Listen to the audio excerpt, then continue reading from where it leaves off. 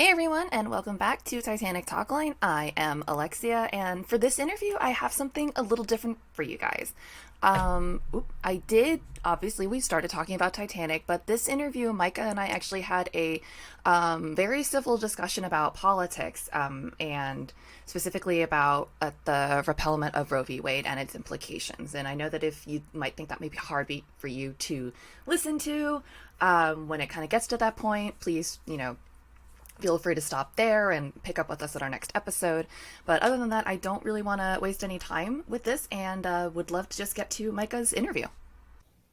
Awesome. Well, thank you everyone for joining, and I am just immediately going to stop talking as soon as I can and ask my wonderful guest to introduce himself. Nope, introduce. That's the right word. Hi, my name is Micah. Um, I have always been obsessed with Titanic for as long as I could possibly remember. Um, One of the very first movies that I remember ever having like a significant impact on me was watching the James Cameron film. Mhm. Um, but Aside from Titanic in my regular life, I'm a real estate agent, and I've been in real estate for just about a year now. I'm really enjoying that. It's been a hell of a ride, but um, it takes a while to get your name out there and build up your name in the community, especially when the housing market's as crazy as it is right now.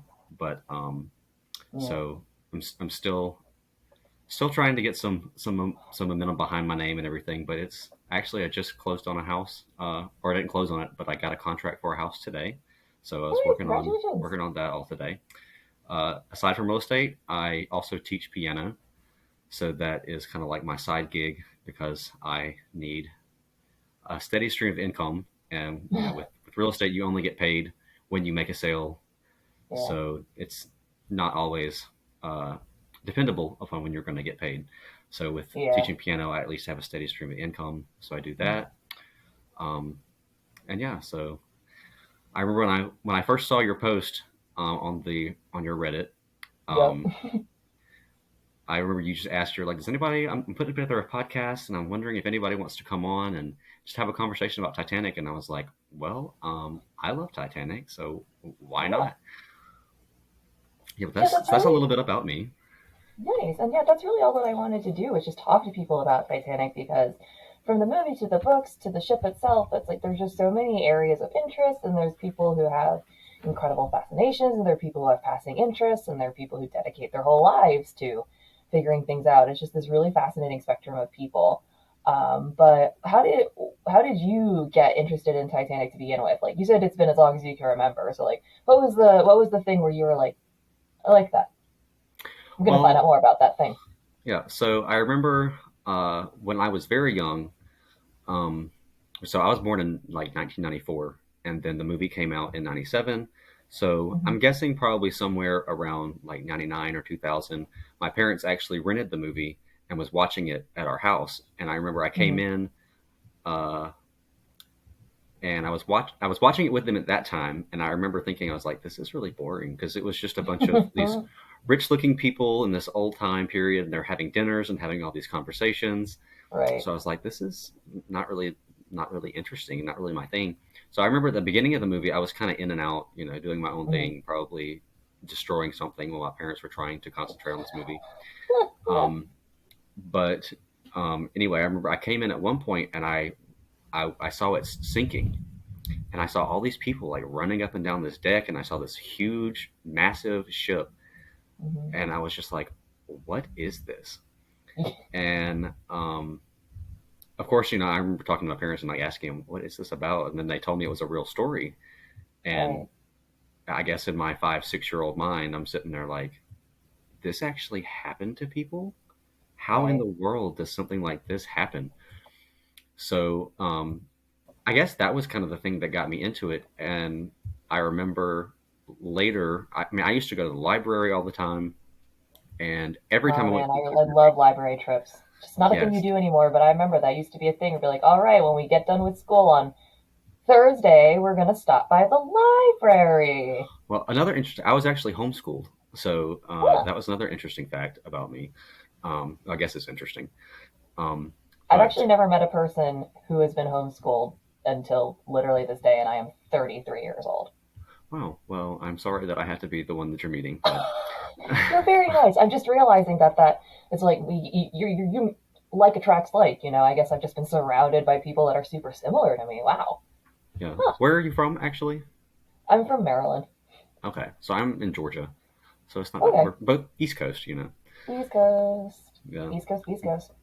But so yeah, so I was homeschooled, and every time we would go to the library, which I guess was about every 2 weeks, because I think that's Hmm. about the time when you loan books out or whatever. But we had this kind of funny thing where it's like, however old you were, that's however many books you could get. Um, I so if think I that was policy like, sounds familiar. yeah, so if I was like 5 years old, I'd go to the library, I could get 5 books.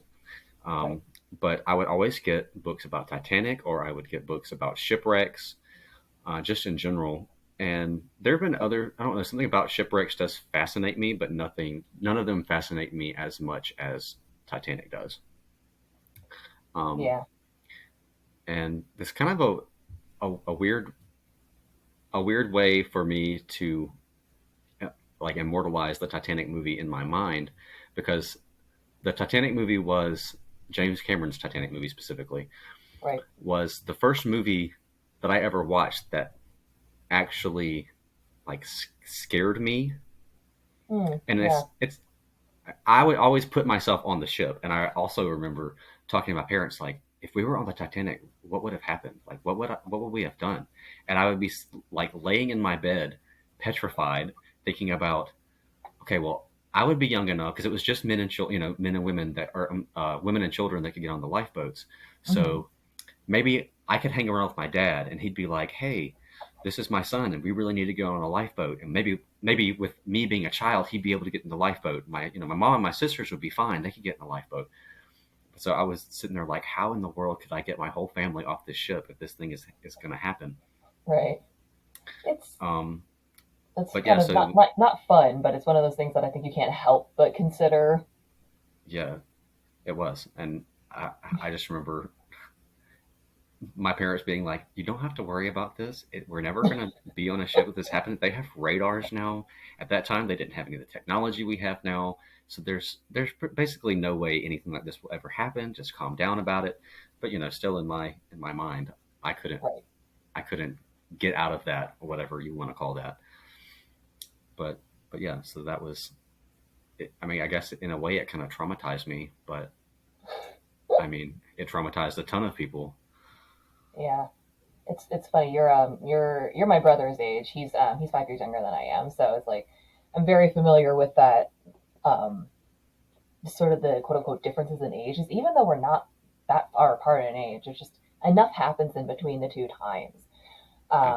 However, I think that some of the themes in Titanic are sort of universal because I saw the movie for the first time when it was in theaters, and I don't remember if we I'm saw it in jealous. '90s. It was cool, but I will also say I was like 8 or 9 years old. I do not remember it. I just like in the vagueness of my mind, I'm like, yeah, I saw that in theaters. In the same way that I'm like, I saw Toy Story in theaters when I was 5, but that's because I'm like, I know that happened, but I don't remember it. But I remember watching the movie, and I think just maybe I was a little older, so I wasn't as bored by the love stuff, but I was kind of bored by some of it. It was like, I wish Ruth, when I was a kid, I was like, Rose's mom can just go away. It was so Just stuffy. push her off the ship. Basically, it was like, listen, she is so boring. She can just get out of the way. Like, me being indignant, like, this movie would be so much better if she wasn't in it. But, what the part that really stuck with me was the suicide of Officer Murdoch, because Hmm. that is a concept I had never been introduced to before, and maybe it traumatized me in a way, but it also in a way was just like I just didn't understand why that would happen. Yeah. Because in my brain I was like, he was helping all those people. It was an accident. He made a mistake. Why? What? That seems really dramatic. Yeah. What an action to take. But then I got older. I was like, oh, I now And also, understand things.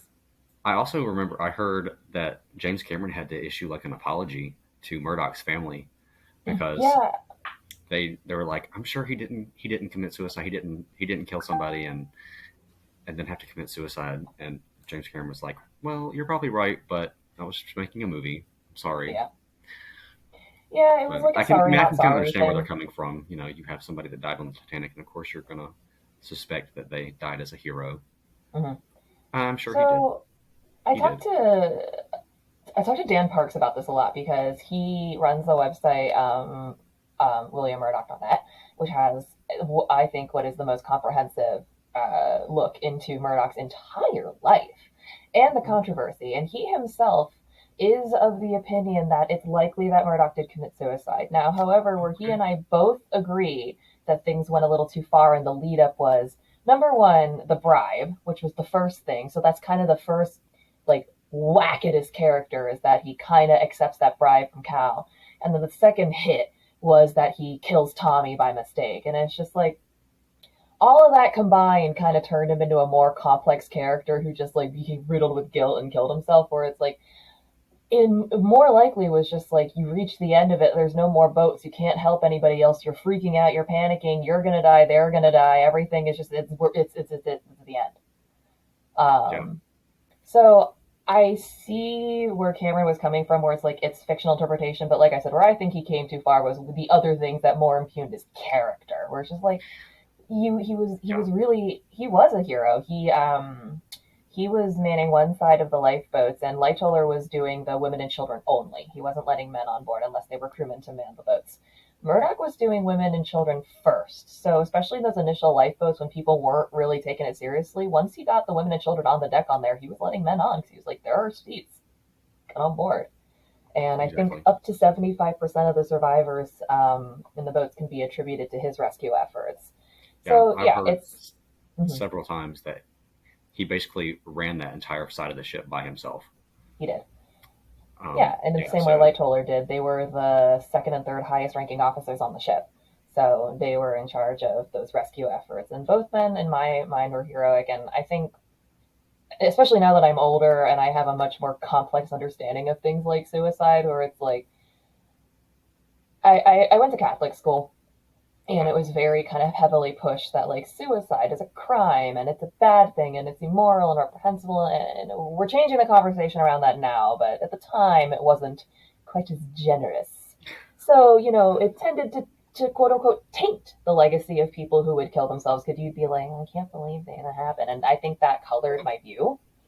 And now that I'm older, it's kind of like I'm able to uncolor that view and understand it's like no matter, even if he did kill himself, it's like now that I'm older, I'm like, I get it. If I finish getting everyone off, I'd be like, I'm done. I'm done. I put myself in that situation before too, and I'm like, honestly, if I knew that I was going to die and I had a gun in my pocket, I mean, I could either, yes, make the terrifying decision to commit suicide, which is, I can't even fathom. No. I mean, I've never been that low in my life to where I've ever considered it or anything. But I mean, if it's between that and having to freeze to death in the water, I mean, yeah, I've put myself in that situation, or I've tried to put myself in that situation before, and ask myself honestly, what would I do? And I do think, and I appreciate where you came from saying that it was the lead up to it, not necessarily the actual action of him committing suicide, but the demoralizing of his character, and that makes a lot of sense actually. Yeah, and maybe demoralizing his character is not the correct term, but impugning maybe just because like for all accounts, for what everyone seems to all the records about this man, it's just like he was just a good guy, career sailor. That was his life. Had a wife back home. Simple man. Wasn't a drama queen or anything. And it's just sort of like it didn't seem like the kind of dude who would, after all these years while a ship is sinking, take a bribe. It's like I think he would be smart enough to be like, this is stupid. I absolutely love the scene when he throws the money back at Cal and tells him your money can't save you. It's pretty satisfying. Yeah, it is. So that's always been a great scene. And I think there's some sort of a double-edged sword with how we view the crew and the people on Titanic, is because we have watched this movie and we've heard about them so long, and it kind of takes the human factor away from them. And we do either see, and there were plenty of heroes that night, and but we see them as heroes and maybe ascribe somewhat of a godlike characteristic to them. And and then with the people, I don't know, with it being a movie, I guess just the sensationalism of it is sometimes that you forget that the people that were there weren't just extras. This was actually happening to people. Yeah. and um, they're just human, you know, and Hmm. they're just trying to survive what was in front of them. And I mean, there's no way any of them could ever prepare for this or have any idea of what's coming. Yeah. And yeah, so I mean, who's really to judge any of the decisions that were made that night? Because I don't think anybody could say that they would have definitely done this or they would have done that. You know, we have all Right. this information now, 100 plus years later, that there's no way they could have now. And yeah, but what are I your think opinion on some everyone. of the conspiracy theories that are out there on Titanic? My goal in life is to come up with an even worse one. Like I actually whenever did someone one time. present, really. So my example is whenever someone presents the Olympic switch theory, I like to Oh go a step God. further and say, nah, it wasn't the Olympic, it was the Britannic. Oh yeah. I just want to see Good what they one. say, and normally they just stare at me. It's pretty fun. Uh, They're like, I can't believe you're so dumb to believe that. he's like, You're like, yeah, really? uh But you believe the Olympic? okay, yeah. Yeah. That's my opinion, but I'm sorry. I think I kind of cut you off. Sorry. No, it's fine. I was just curious about, you know, there's some of these conspiracy theories out there about Titanic and Yeah, uh, what about the coal fire in the bunker? I believe that. Like that seems reasonable to me. Like it coal can just spontaneously bloody combust. It apparently can, and also it makes sense that when everyone had 7 cigarettes in their mouth at one time No and there kidding. was so much flame and fire around, I'm like, is it really that out of the question that there might have been a fire in the coal bunker? Are you guys bananas? That might happen today. We are still that Yeah. careless in 2022. So I Yes. believe that, and then once the coal's on fire, you gotta use it. Get Yeah. it in those burners, get it in those boilers. So I believe that one because to me it's like physically it makes sense, Yeah. I believe that and one it too. yeah, and that one whether But or not it has. Hmm? I don't believe it's as people blame it as being the Yeah, reason why it sank. That's the part I don't yeah, believe. I do I believe there's a agree. coal fire. I mean, it's documented that there was a coal fire. Uh-huh. Um, so Exactly. yeah, but I think there's been several theories that I personally believe that I think the coal fire prolonged the sinking because since they did have to when they started moving the coal from one side of the ship to the other, it made the ship list to port, and after it hit the That makes sense. iceberg on the starboard side, the water was coming in, and the port list helped to even it out a little bit and Yeah, helped it to last a little bit longer. At least that's what I choose to believe. it may have been one of those things where it could have been one of the 10 to 700 factors that Oh contributed in yeah, the thinking. absolutely. Like sure, like with my theory that the coal fire was happening, yeah, maybe it was going a little faster than it should have, just because they were like, we gotta literally burn through this coal, man. But that can't be the only contributing factor. Like, all right, let's just say it was going too fast and literally none of the other factors were happening. If there was a ref or C, maybe they would have seen it. They might have just had to do one of those maneuvers around it and might have been a little too close for comfort. But, it's one of the how can you really find the source, honestly, for something like Yeah, that? Even with something like a car accident, you're like, okay, even if it looks completely at fault, then you have to look at was the driver on their phone or this or that, or were there any distractions to the left and the right? There's so many tiny little mitigating factors. It's so very infrequently that it's just like, it is a singular cause. Those are rare. absolutely. And then it's like even using the example of a car wreck, like if it's a car wreck and it's not even your fault, even though Mm-hmm. you were on your phone, and maybe you could have avoided it if you weren't on your phone. But I mean, if the other driver's found at fault, you're not going to be like, oh yeah, by the way, I was also on my phone. You know, like Right. nobody's, yeah. So nobody's going to like admit to things that they don't have to admit to. No, and also like I think I also have to remind myself once in a while that it was like 19 freaking 12. They Oh weren't yeah, able to just be like, "Where are we?" I don't know. Siri, geolocate. Like that wasn't possible. Siri, text Olympic LOL you up. Like that's not a thing that Siri, could how do you put happen. out a coal fire? Siri, we're approaching an iceberg. Where do we go? LOL, totally drowning. Um, Right. but they didn't have that technology, man. They weren't able to do that kind of thing. Yeah, if you were accidentally off with your pencil mark when you were writing on the map, that was like 10 miles and you were off course.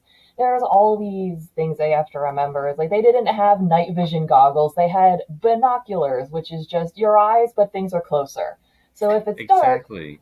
That's another one of those little things that people always harp on that annoy me with the yeah, binoculars same. thing. They're always like the scarecrow or the scarecrow, the crow's nest didn't have binoculars, and I was like, well, you only use binoculars after you see something. It's like you scan the horizon and you're like, oh, I see something. Let me look What's closer at that? it.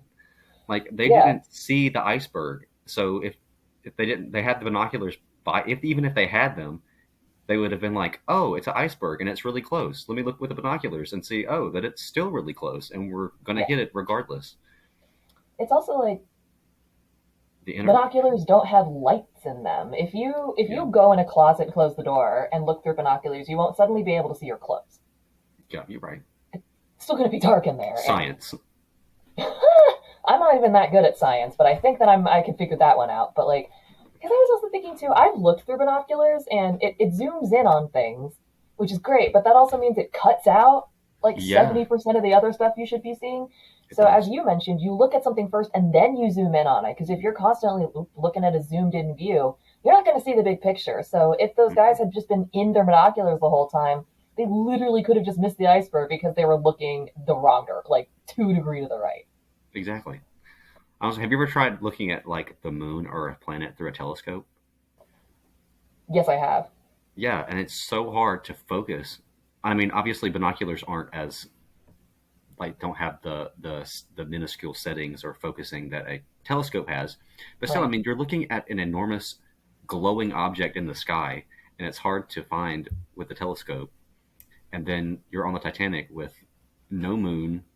It's the water's super flat. It's pitch black dark. How in the world are you supposed to find something with binoculars? So I that's mean, that's another thing. I think the internet does a lot of negative uh,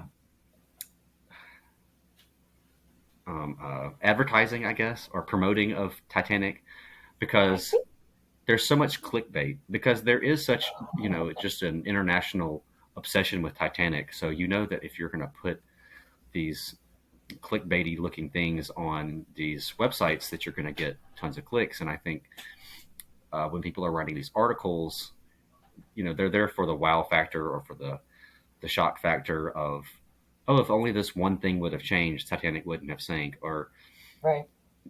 and I think in a way it's so popular that I'm like, I'm glad that the legend and the history and the meaning of Titanic will probably never die because there is such this fascination with it. But at the same time, I'm like, it's fascinating enough just to post the facts. You don't have to add all your clickbaity titles and keep misrepresenting all this stuff that you're just trying to get clicks or views. And some of the videos on YouTube are uh, so frustrating. There's so many great ones on there as well, Yeah. but I've watched a few where I'm just screaming from the inside and just cannot believe it's like, are you serious? This is how you're going to present Yeah. this? And I talked a bit on it about this with Raf Avila too, and that my concern with stuff like that is that every website, every social media site now, its algorithm is just designed to suck you in. So if you start Yeah, watching, say, Titanic conspiracy theories, you could be in a whole, like, a completely fucked up rabbit hole flat really earthers. quickly. Just like before you even know it, you're looking at things like how to join the insurrection. Yeah, yeah, it And is. Pizzagate. I lived at the time. I lived in that neighborhood. I lived in Oh Chevy wow. Chase. Yeah, I used to go to the Politics and Pros next door, and I remember just seeing that people were talking about Comet, ping pong, and pizza, and I remember being surprised. I was like, "Your pizza's not even that fucking good, man." That, sorry, come I'll at me, disagree with BC. you, but it's okay. I'll live and I let live. I I like margarita pizzas. I'm one of those pizza people Okay, I that's do like like that's the those only. too. I'm not a pizza snob. I love pizza, but I'm not a pizza snob. I mean, I don't care how you take your pizza. I'm a little bit. I'm a little bit of one, but it's again, it's not because I have weird quality standards. It's just I like certain flavors, and their flavor doesn't happen to jive with mine. But like, they're also a local institution, and I'm glad that they're there. Yeah. even though it's like, maybe it's not my choice to establish it. But I remember when everyone started talking about it, I was just like, what is happening? These theories people are coming up with, it's like, you've clearly never been to a major city, let alone to DC. Like, buildings don't have infinite real estate that you can't see. That's just not a thing. There's no hidden massive basements that they're hiding from you. Like, they don't give you that kind of thing. There's no attics. It's just the amount of stuff that people came up with was just like, if you use even one sprinkle of logic, that whole thing falls apart. But you're so unwilling to even consider it because in your mind you're just like, I'm gonna freak out about this thing. Yes. People get too entrenched in their own. They come up with this stuff, and then if people come against them, or if they try to contradict what they're saying, it's like they take it personally, and then it's like they just dig in more to try and prove their point. I think I saw something. Yes. I don't know if it was in the subreddit or if it was somewhere else where I can't tell if they were a troll or not, but whether or not they were, it's just like, here we go again. Where someone was like, so sad that the actor who played Captain Smith in Titanic died on set. And they're like, he's alive and he's 77. They're like, no, he's dead. And it was just this repeated thing where I'm like, here we go. Yeah, I mean, There we go. it would be so simple just to Google that really fast. Like, did he die? Yep. Obviously not. Right. No, and then even if you're just being a troll, it's like you just gotten a button. Don't feed the trolls. You always have those people that are willing to get themselves worked up to a lather about it too. It's just like, you need to calm down. This shouldn't upset you as much as it is upsetting you because you happen to know it's absolutely insane. Oh, Like, yeah. if someone posted in there saying, did you know that one first class passenger was rumored to have her pet unicorn on board? It would be like, don't even respond to that. When the trolls band together, that's the worst. Ugh. It is the Yeah. worst. I was trying to think of something funny to say, and I was like, it just is. Yes. Yeah. Thankfully, I haven't yet been the victim of a troll. I have a feeling that's coming. Just, I don't know why. Just, it seems to be like, if you exist on the internet in any capacity, someone is going to come for you just because they're like, I can do that. Absolutely. Just because they're middle school boys. It's stupid. And I also think that it's also, again, it's counterproductive to actually making any meaningful progress to anything. Absolutely. Like, not even just Titanic, like, no matter what it is, if you're trying to make progress or if you're trying to bring an element of humanity to a story, if you're trying to bring awareness to something, just having people flooding you with conspiracy theories derails everything because now you have to take all your time and your resources to tell them how wrong they are. It's like, I can't actually make any headway on the actual project because I'm taking all of my time explaining to you what a dumbass you are. Yeah. Absolutely. And I agree wholeheartedly. Um, I think the state that we're in right now with social media and the news media, how they are, is it's really scary. And Yeah. I'm sure there's a way out, but I just don't see how. And I don't know. It's scary because you have two sides, or there's not even necessarily two sides anymore. There's so many different sides to things, but you have all of them, or not all of them, but the main ones are screaming these two polar opposite truths, Mm-hmm. and neither of them are true. And it's so irritating and it's so annoying, and the people buy into it, Yeah. And it and it reminds makes me progress very, very difficult. reminds me a little bit of sort of the era of the 1910s, the 1920s, where it was harder to have your own opinions. It was harder to there weren't as many options for, say, news sites as there were back then. The stories were much harder to get out. You weren't able to just go on the internet and verify something. If you wanted to find out the truth, you really had to do a lot of work to do something about it. And sorry, there was an ant on my desk, and I'm trying to get rid of it. And it's making me nuts. That's why there's a bunch of random sounds happening. But it reminds me of I can say this officially now. I think that I brought this book up in every episode I have recorded. I was reading Stephen Beale's book Down with the Old Canoe, which is about the sort of cultural history around the Titanic. And one of the things that I found so interesting was that in even so recent years and many years after, There have been stories of so many individuals and minorities coming out about, the names of the immigrant passengers who were largely ignored, about how Isidore and Ida Strauss were Jewish. They had to be reclaimed by the Jewish community, how there was this sort of whitewashing at the time simply because that was who was controlling the narrative and there was no other way around it. And that, it kind of concerns me in that way where it's sort of like, yeah, maybe it's not going to get quite like that, but we're getting to the point now where there's pretty extreme opinions and there's an unwillingness on both sides to understand the argument. And it's not to say that necessarily you have to agree with the other side, but in order to make any progress, you have to understand where the argument comes from. Absolutely. Absolutely. It, And yeah, it does kind of remind me of, I've never thought about it in that way, of how it kind of goes back to 1912 and the early 1900s, when you have people that, you had a place that you were in, and if you spoke out of it, it was dangerous. yeah. And I kind of feel like we're back into a, maybe not that exactly, obviously, but people do feel like they're in a place where if they speak out against something, they're going to automatically be labeled as this, or they're going to be labeled as that, or they're going to be seen in a certain light. And it just it's completely backwards about how we're supposed to function in this country. Um, Yeah. and it's scary to watch and be a part It of. is. It is, and in the sort of same way that, in going back to 1912, it's like class barriers used to be much more, you know, Very black rigid. and white. Yeah, but it almost feels like it's getting to that point now where it's like maybe we're not saying it explicitly, but there is definitely class barriers. That was Yeah. like you just think of people who have like the multi-millions of dollars, the Astors of today, you know, Bezos, Musk, et cetera, et cetera. It's like that. Mm, There, those are people literally in a different class than me. Even if we're not able to say like those are first class people, we can't say that out loud that I'm a second class or third class person. It's like, but that's how I'm regarded absolutely. by the world. Yes, exactly.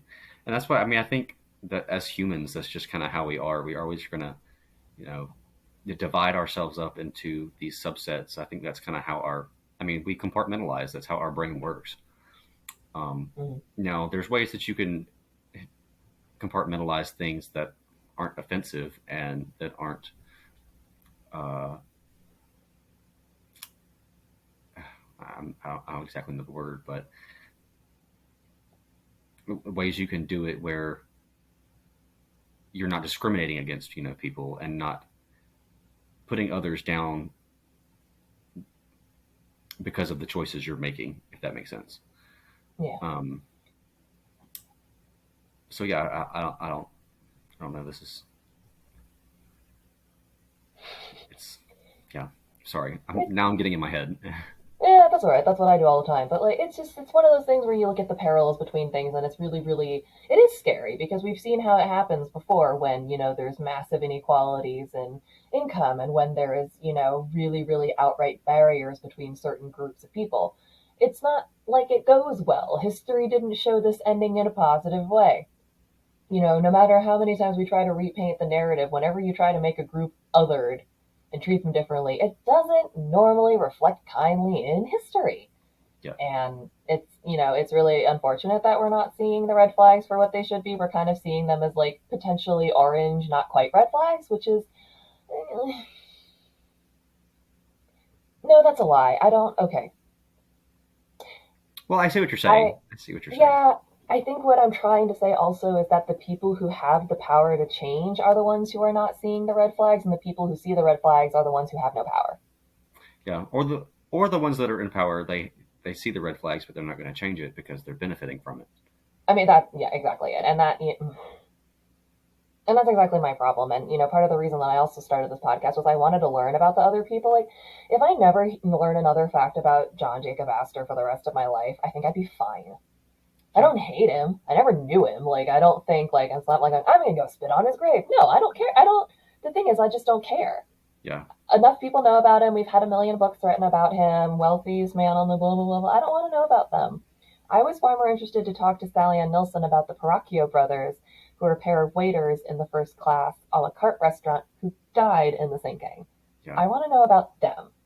And that's, but so many of them, they did die, so there's nobody to Yeah, tell their stories. Um, exactly. yeah, It's so Yeah, I 100% agree, and I think that's another one of the tragic things about it is because you have all these people that were on the Titanic that were just because they were poor, they had no access to to being saved, and just because of Yeah. the class that they were in, they were third rate citizens on aboard the ship, and so many of them died because of that. And even in death, that's how some people treated them. Like, there was even, in the aftermath of the sinking, there were people who were like, yeah, I mean, I guess it's cool that these third class, urchins survive, but wouldn't it have been better if we'd saved some of those billionaires? They just contribute so much more to the world. Right? Yeah. And it's like, Are you sure? Are you yeah, sure? exactly. Number one, are you sure? Number two, go to hell. But Exactly. also, it's like now we're getting to the point where we're starting to quantify human life, and people were way too comfortable doing that. And they're getting way too comfortable doing that now. Yes, they are. Oof, it's why I Yes, they are. can't move to Texas with my family because it's like, listen, I love you guys, but I don't want to wake up one morning and find out the hard way that it's no longer legal for me to drive. Uh, well, see, like I said, I'm from Georgia, so Mm-hmm. that's pretty pretty deep south as you can get. They've been Um, making waves recently, though. yeah, they have, but it's definitely more difficult, I think, to be of a, Yeah. I guess, more centralist than necessarily on the left or the right. Mm-hmm. Because I feel like there's so many. Well, I guess it kind of exists on both sides, where it's like there's so much of this polarity out there now, where it's like if you exist in the center, folks on the left think that you're a fascist, and then if you're in the center, folks on the right think you're a communist. So it's this weird. It's like, no, I'm not any of that. I Mm-hmm. like some of what you're saying, and I like some of what you're saying, and I think if we all put it together, and if we stop acting like petulant children and stop screaming at each other, and realize that both sides have something good to say, and that all in all, we basically do all want the same thing. We all want to be able to live our lives, make it better, and don't bother me. Like I Mm-hmm. think that's basically the thing that most people want, uh, in the most simplest of terms. I think But that the hard part to acknowledge too is that this gets into something that I'm not even that well educated on. So like, anything I say from this point on it should take with many grains of salt. But it goes back to a lot of these values that have just been systemically for like hundreds of years. I don't even mean like the past 10 years. I mean like hundreds of years since this country started. We've been planting seeds of polarity. Like when you trace the origins of police back and you realize that they came out of slave catchers, it's like, well, yeah, of course people would have a problem with that. That's why we need to address things like that. You need to address the origins of things. And it's really hard to talk about those things because it involves admitting to fault. It involves admitting to really, really yeah, dark shit. nobody ever wants to do that. No, it is not fun. It is not fun as someone who's been Mm-mm. through things like that. It is not fun to have to go up to someone and be like, I'll give an example. I Go for it. I yeah, I was with somebody who, we had some really, really tough times, and they ended up having a psychotic breakdown. And, obviously things got very complicated during that time. And it was really hard to have to go to my parents and be like, I need help because this has happened. Because it was like admitting that, I've been ignoring some things, I've been putting things off, and other things have been falling by the wayside. And it's really hard to have to go to someone and be like, I made not even a mistake. It's like, this is out of my control now. Yeah, I can't I fix it did without you helping me. exactly. And I was embarrassed that I thought it was out of my control and I was trying to get it back in my control. And now Feel that it's like they're completely out of, disappointed in you. exactly. Like, I remember having to call my parents. I had to have a friend come to my house and literally hold me as I called my parents about this. Like, that's how bad it was. It wasn't, I'm not overreacting slightly, but it was still kind of like, it's hard to admit when you've done something wrong. And that was on a small scale. This isn't me even being like, my ancestors are responsible for genocide. Like, it's not even that. This is really little. Right. So, and I think that we've reached a point, unfortunately, where every conversation becomes personal in both directions. Like you try to talk to somebody about something like, oh god, I can't even come up with an example. Yeah, it's so hard But when you're right on the spot. right, but like, oh, critical race theory, for example, where it's like, no, liberals are not trying to teach you that America is bad. That's not the lesson. What they're trying to say is we need to look at a holistic picture of our history, the good and the bad, so Yeah. that we know how to move forward. And and I think for many people that comes out of fear, because for many years they've been told that this is bad and that is bad and this is bad and that is bad. So finally, when it becomes a point where my children might be taught this subject in school, it's a powder keg and it just blows the hell up. Yes. It's so Yeah, because and it's then all emotionally charged. And when things are attached to your emotions, obviously you're going to take it very personally. And I mm-hmm. think it's really hard to separate yourself from that. Um, but yeah, This is it's two in a row, but I watch a YouTube channel called Cinema Therapy. It's a therapist and a filmmaker who watch movies and talk about them. And they're usually kind of pretty silly and goofy and funny. But there was one point that the therapist, his name is Jonathan Decker, makes, and he talks about where hate comes from. And he says hate comes from love.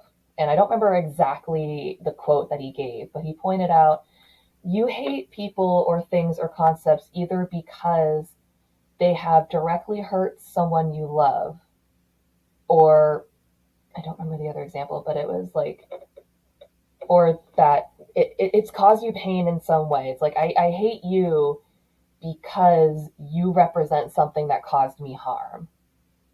yeah. I And see where you're when going it, with it. yeah, I'm so embarrassed about this. I'm gonna have to go back and editing and like edit the real quote in and be like, I found it. Go Not ahead. just me Yeah. being dumb. But it basically points out that the origin of these angry feelings are from a desire to protect yourself and the ones that you love. So I'm a liberal. I make that very obvious. You know, if people want to yell at me about it, they can. But I like to think that I'm kind of reasonable and will have any conversation with anybody. Yeah. As long as we can like keep it chill. If we're gonna start throwing stuff around, I'm gonna do it too. But you Absolutely. know, That's what I hate so much about it. Is it's just like, why can't just have a conversation? You don't right? even It's have like, to get mad at the other person, even if they're saying something that you don't agree with. It just or be like, take okay, 5. so I don't agree with you. Okay, Yeah, well, or I know it's hard, but sometimes it could just be like, I'm getting really upset right now. just Can we take yeah, 5 minutes and we can come back? Yeah, exactly. just take a minute to calm down because it can be really, really difficult. Like, for example, with, all right, I'm going to bring a controversial topic. I'm just going to go for it. I'm going to bring up abortion right now. And I'm going to try to address both sides. Okay. Speaking as a liberal, I personally am like, you should be able to make the choice with your body. And pregnancy is very difficult for people with wombs. Like, it's not like pregnancy is easy and you go back to normal. It's like there are a lot of people who die during pregnancy, during birth. There are a lot of people who have lifelong physical complications. People lose their teeth. People develop osteoporosis. Could it adjust the hormone levels? Like, it's a big flippin' deal. And like, I'm a heart patient from young age. So if I were to get pregnant at any point in time, it's like I'd have to be really closely monitored all of the time. And there's a possibility the kid could also have the same heart defect. And I think that if you want an abortion, you should be able to have one. Now, I'm going to go the other side. Why would you ever want to kill a kid? You make it controversial and you put it that way and you put it that way, and it sounds like people are slaughtering children. I don't know a single person in my life, and I've met some pretty people that'll say some pretty terrible stuff, like some pretty terrible shit just to be edgy. Not Yes. even those people would even joke about harming a child. Never. Never, Yeah. never, never. And it's one of those things where I understand where that fear comes from, because if you genuinely hear someone out there is killing kids, like, what kind of horrible monster are you? Like, Absolutely. seriously. Like, if I knew, if I genuinely in my heart believed that people are out there killing kids, I would fucking hate them. I would hate them with every core of my being, because what kind of depraved monster are you? And unfortunately, this comes down to a lack of education on both sides. I think that we need to understand the science of conception, gestation a little bit better. And I also think that we need to understand a little bit more about the history of religion and sort of how it became and has become a tool for many sides of politics. I think both sides need to understand how we got to the point that we're having this ridiculous argument to Yes. figure out how to go forward, because Figure out a how we got lot here of, in the first place.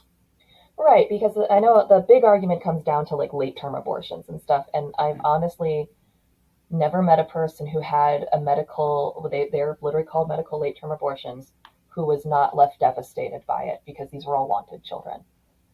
They were babies with names, nurseries, baby I've always thought showers. that it's people on the right don't just want to control women, and people on the left Hmm. don't just want to kill babies. Like, Exactly. it's not that simple.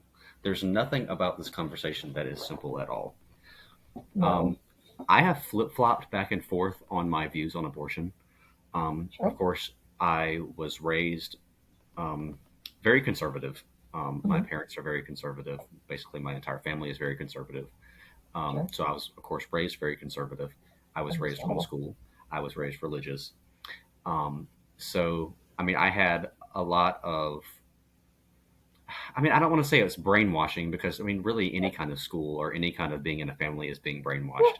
Yeah. Yeah. Um, but It's just your so, of course, normal. um, I was taught to believe that abortion was wrong. And Hmm. then I finally arrived at the position where I was like, why why are we trying to make decisions for other people? Why don't we Hmm. just let them make their own decisions? Right. Um, but I have recently come back to the way that I view abortion now is I don't think abortions should be legal, but I think within the first few trimesters it should be decriminalized. So I think it's important as us, or I think it's important for us as a nation to say the act of abortion is wrong. But just because it's wrong, I don't think it needs to be illegal. I mean, there's a lot of things in the country that are wrong that aren't illegal. Hmm. So, but the reason that I think it's illegal, and of course, there are arguments against this where you can't let your religion dictate the decisions of other people. Um, but the way I look at it is, if you strip away everything in society, the most basic and elemental form of anything that we have is life. Hmm.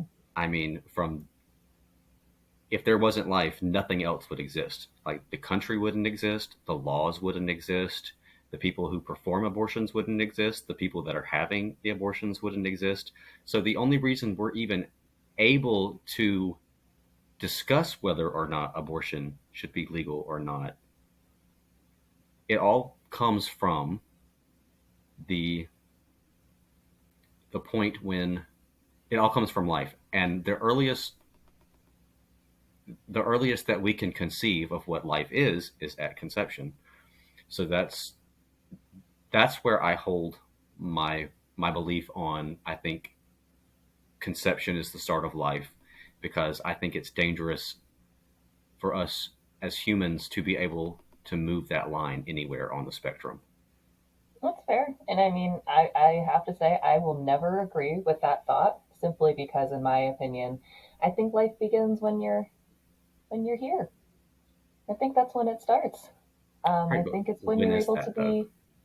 I think it's when you're able to be independent by yourself, because there comes a point in gestation where you can be safe, not safely. You should never remove a baby from the womb before it's ready to be removed, unless it has to be. Correct. It's better for a natural gestation if it's safe for both the baby and for the mother. And I believe that at that point where that baby, even with needs a little bit of help, is able to exist without its mother, when it's here in that way, when it's out in the world, out from the womb, whether that be natural birth, C-section, prematurity, whatever the case may be, that is when I personally believe that life begins. And I think that until the point where that baby is able to support itself, it is still considered basically an organ of the body. And you can't make me donate my blood. my organs. You can't even make me donate my spit. Like, something as stupid as that. True. But I talked about this on a previous episode, but I was raped when I was 19 years old by a lawyer in New York City. And Sorry. I'm very lucky. Thank you. I'm very lucky that I did not get pregnant. But I think about this a lot, where if I had, and if that kind of law were in place, I would have had to, as a heart patient, carry a child for 9 months, which would have been probably very dangerous for me, that I did not want, and then give birth to it. And that man could have sued for full custody, could have prevented me from getting an abortion, could have prevented me from giving that child up. There are so many things that could have happened. And, you know, people could say any number of things that they want to say about things I could have, should have, would have done. But it's like, you know, at the end of the day, he shouldn't have raped me. And his decision to do a terrible thing shouldn't have dictated my life. And that's where I come about it, to where it's like, I can't put someone else through that, knowing what it may have done to me, knowing what it could do to somebody else. And even if the life, even if I'd been pregnant and the life had started a conception, it would not have been a wanted child. And it may have had a horrible life because of it. And that just seems like such a horrible situation for me and the potential kid. Yeah. So I definitely hear where you're coming from. And it's terrible that it happened. And I don't want to sound like insensitive or anything, you know, by bringing up arguments against this horrible thing that happened to you, because I have never been raped. I've never known anyone personally that has told me they have been raped. So I've never actually been in that situation. So that's why I believe that even if we do come to a place where we say abortion is illegal, that's why I think it should be decriminalized, because there are these situations where there's no way for anybody to, I don't even know how to put it in words. There's no way for anyone to be able to tell someone that they have to go through that for the rest of their life. Yeah.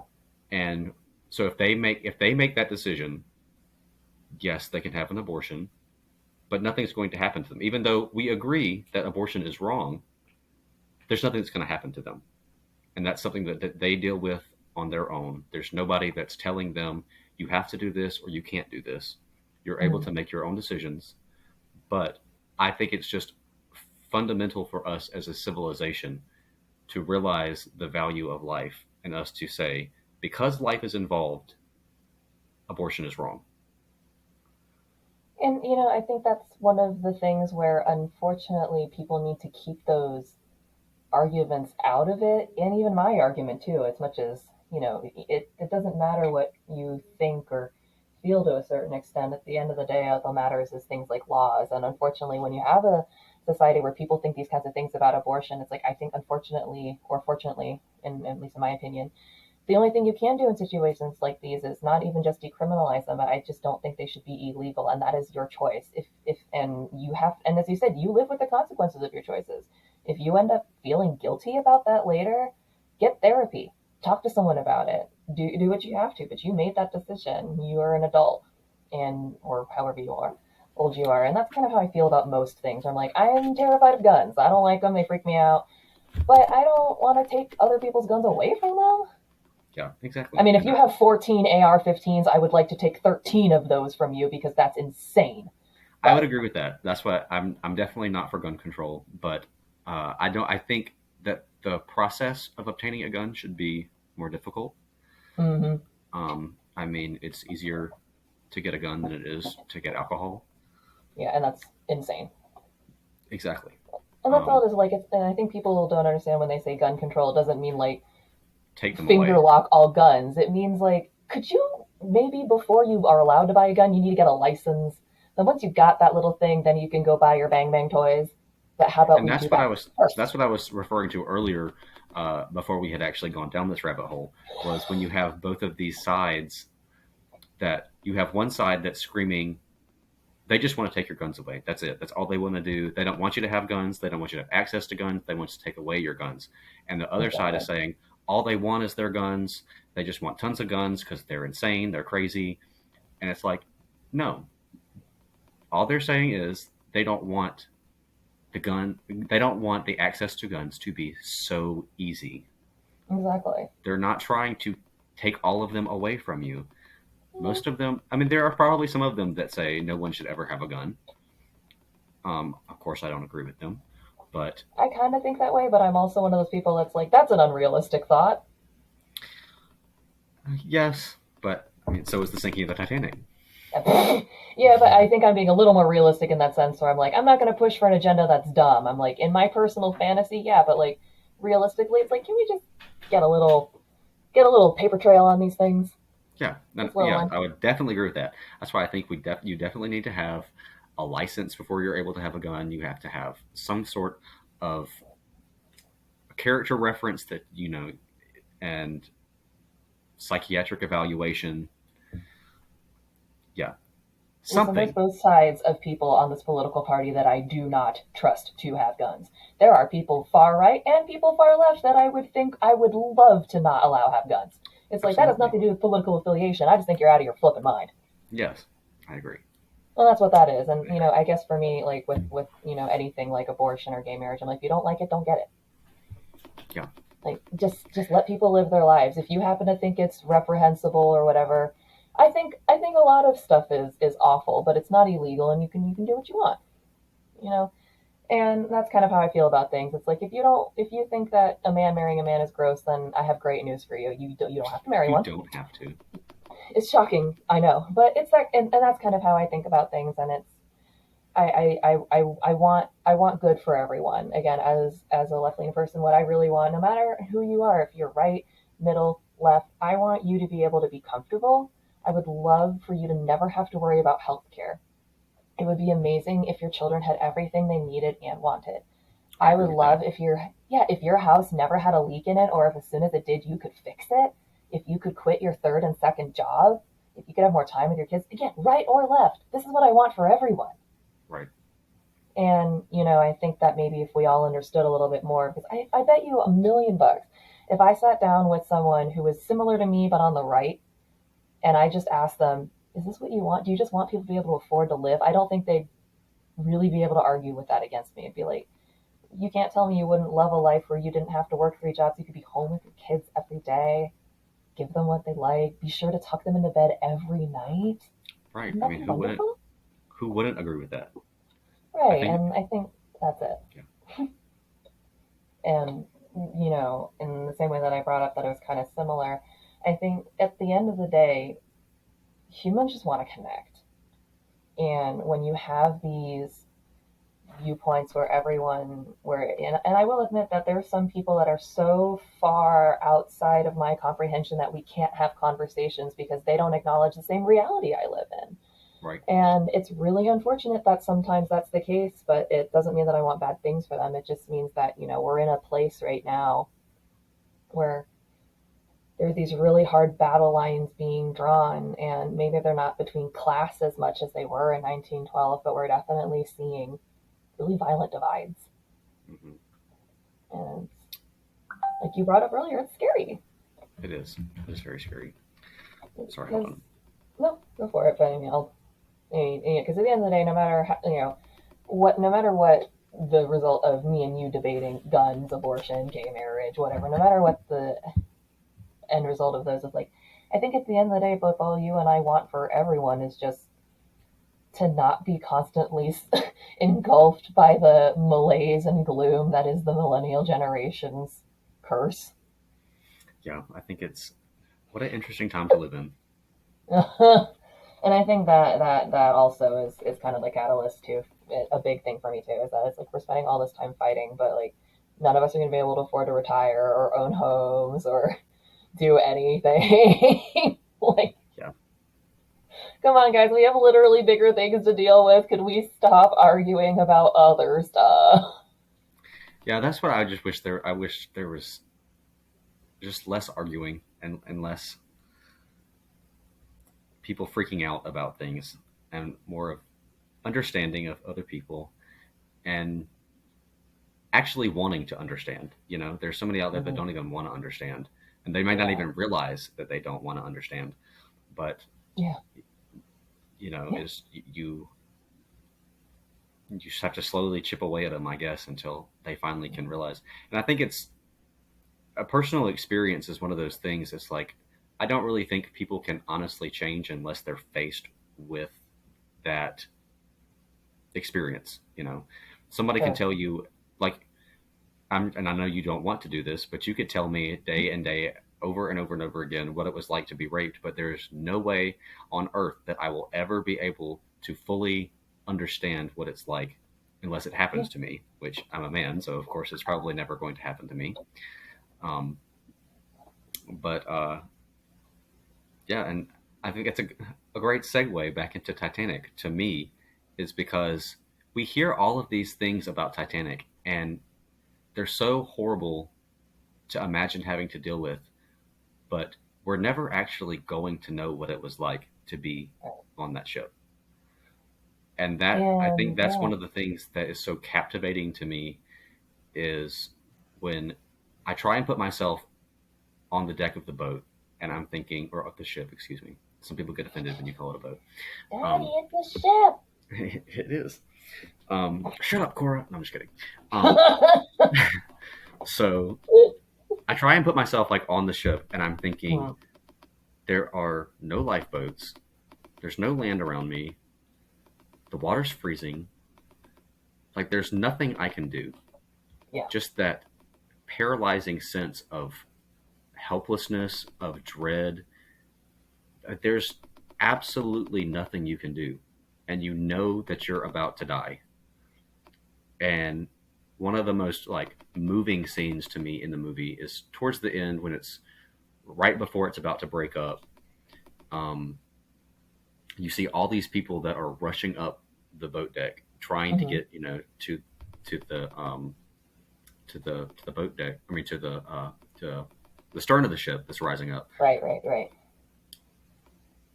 and basically every single person knew they were about to die. I Yeah. mean, I'm sure somewhere in the back of their mind they're thinking maybe something will happen, but I mean, you basically know I'm going to die. Yeah. So why not just jump over the side then and just go ahead and get it over with?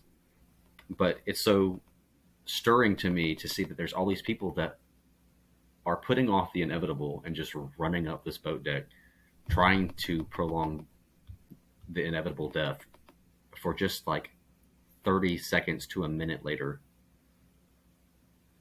And There's having to imagine being in that is just awful to me.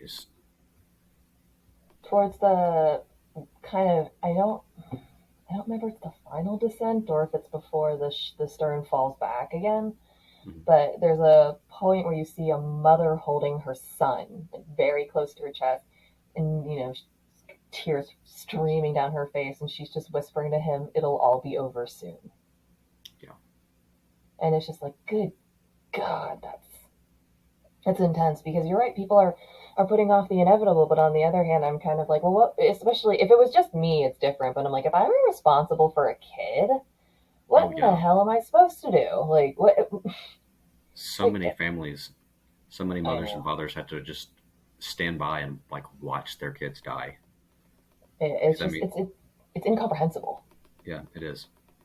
And I guess that's why it's so captivating to me, is because since it's so incomprehensible, I can never understand it. So my mind's always like going back to it and going back to it. And Yeah, I think it goes back to the whole thing where it's just like you really want to know what you would do in that kind of situation simply because it is one of those not ultimate tests, but it's sort of this is it. Everyone wants to know what they would do right before they die, but I don't think a lot of people are going to be able to have that sort of super dramatic experience or whatever. But everyone likes to imagine that when faced with these big, massive things, that you'll face it with I don't know, a big, massive presence or whatever. But there's just no way of knowing what you would do until it's happening. yeah, Like, and death is the ultimate mystery. Uh, mm-hmm. and I think no matter who you are, I think everyone is obviously curious about death. Yeah. So you have these moments that are right before death, and these people that are acting this way, and since the majority of them did die, there's this humongous population of people that are right there at death's door. And I mean, I guess this goes for anyone who's ever died before, but Mm-hmm. you can't ask them what happened, right before you died, or how are you actually feeling. And I'm guessing that's again harkening back to, there's no way you're going to be able to change yourself unless you actually go through that experience. Yeah. And that is what I think people always ask me is like, why do I think that people keep coming back to Titanic? And the answer I keep coming back to is I don't know. I think it's Yeah, because it's a human story and it's a way to connect and you want to understand tragedy because you want to hope that if you ever are faced with something like that, you'll have a lesson to learn from the past and be able to face it in a slightly different way. But I mean, again, at the end of the day, it's like when you're in a situation and stuff just hits the fan and you're like, oh my God, you don't know how you're going to react. I mean, you love to think that if someone jumps out from behind a bush at you, you're just going to immediately switch into martial arts mode and be able to completely bring them down. right. But, I don't know. I think my first instinct would just be to freaking scream. Absolutely. Scream, cry, run Yeah. away. Yeah, all those things. So it's like, yeah, I don't think that I was going to turn into one of Charlie's angels anytime soon. Not going to happen. But yeah, I don't know. We there's so much to learn from Titanic. There's so much that we did learn from Titanic, and there's so much that we didn't learn. And like you said, everything is getting scary, and things are scary because we've seen what happens when people separate themselves off and they assign value to people based on their circumstance, and it just doesn't put people in a good place. Doesn't make people happy in the long term. Absolutely. Happiness to all. It is a goal, right? Oops. I make so much noise. I don't understand why I am allowed to have a podcast. I'm the noisiest person. Oh, Ugh, it's fine. It's all right. sorry. I can't drink out of a cup normally. I have to have a straw, otherwise I'm one of those people that like chokes constantly on their water, and that's worse. But that means that everyone has to hear a straw slapping around the glass for. Well, I would rather you have a straw and hear that than us have to listen to you choking. That would Yeah, not be a that's good probably thing. good. Not really. I Especially on mean, a we've had Titanic podcast. No one wants to hear anybody choking. no. It's just like, oh, that's what that sounds like when you drown. Yeah, for But real. ugh. Yeah, drowning seems terrible. I mean, to be perfectly fair, freezing to death, drowning to death, all that stuff sounds terrible. Yes, it does. But I think I would rather freeze to death than drown to death. But I mean, I've heard freezing to death after you get past the after you go numb, basically, it's pretty peaceful, is what I've heard. But Yeah, that's drowning to fair. me, I just feel like drowning is just one of those things where mm, it just gets worse and worse and worse and worse until it stops. I feel Yeah, you panic and panic and panic and panic and panic until you just die. Yeah, that sounds awful. As exactly. you That's pointed why. out, it's probably a little bit better to just drift off into the cold. Yeah, I mean, at least when you freeze to death, you fall asleep. I mean, Yeah, at some point you're just kind of like, but I mean, I guess yeah, if you drown, you also fall asleep at some point. But at some yeah, there's just usually a bit of a struggle to go to bed at that point. yes, exactly. I don't know. It's scary. I mean, that's scary when that's another thing. When everyone think about it, where you're like, if you're confronted with a terrifying death, it's like that doesn't happen to most people. I don't think Mm-mm, it doesn't. it's And freaky. there you have it again. Another reason I think it's so captivating is because all these people had to go through a terrifying death. And I mean, it's bad enough to hear about one person having to face a terrible death, but you have 1,500 people that had to Yeah. face a terrible death. The same thing with like you think of any major disaster that's happened since then, where an airplane crashes or a cruise ship goes down and there's these massive losses of life. It's just like it's horrifying when you think about it because it's just how could so many people be lost at one time, especially like now in 2022, or like don't we have the technology to not do that? Well, Right. clearly not, but you'd think. That's why I don't Anyway. think technology is. I mean, I think that's one of the greatest lessons that we can learn from Titanic is that at the time, it was thought of as this flagship for the future, whereas like it has all this technology on it. It's so safe. There's practically no way it can sink. It has all of the latest inventions, and it's the biggest ship in the world. It's got the best crew on it, Hmm. and What it could go sank. wrong? Yeah, what could go wrong? And it sank. And I think anytime that humanity ever puts those things, brings those words into existence, it's like, Hmm. no, there's always something that is going to be stronger than us. And Yeah. there's always going to be things that can happen outside of our control because, Yep. I mean, I mean, here's another tangent. I don't know, but I'm really interested in like space and stuff. And Hmm. it's ridiculous when you actually look at the size of all the things in the universe and you look at the size of what we actually are. And it's Hmm. like you for a second thought that you could control something in this universe. I Honestly, know. you really think that you have the power to control something in this universe? Like there is no force greater than everything we don't understand, and we understand nothing. Absolutely. And at the end of the day, that's it. It's like we don't understand anything. I think we're learning a little bit more that we don't understand anything, but it's just like, dude, no matter how powerful you think there's going to be some sort of storm that comes in from space that lets you know that you are not all you thought you were. Exactly. It's like we know so much, but we don't know infinity. Exactly. And there's always more to learn. And you see how fast technology has improved in just, recent years. Like, we're going to continue learning. We're going to continue discovering things, and things are going to continue to come to light. But I think that the lesson that we need to keep reminding ourselves is that we are not the powerful ones. We are the guests. Yes, we are. We're only here for a short time, so it'd be nice. Yeah, be nice to the other planets. They're going to remember what happened. Yes, they are. Well, Micah, I have now kept you for longer than an hour. It's okay. I've enjoyed it. I enjoyed the conversation immensely. Me too. It was really nice talking to you, and thank you so much for coming on the show. Thank you for having me.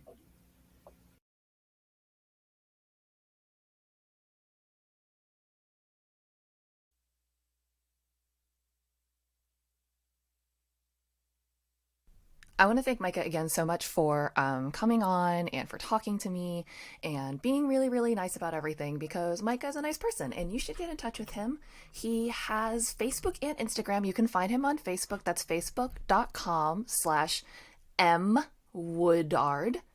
I'm saying that kind of funny just to phonetically spell it out, but it's MWOODARD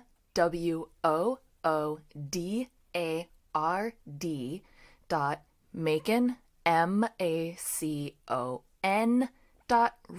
So that's facebook.com/MWoodard.macon.realtor. And you can also find him on Instagram. His personal account is Micahlangelo, which I think is very funny. It's MICAHLANGELO. And he also has one for his real estate business, which is the same as his Facebook, mwoodard.macon.realtor. Thank you guys again for tuning in, and I will see you in the next one. Bye!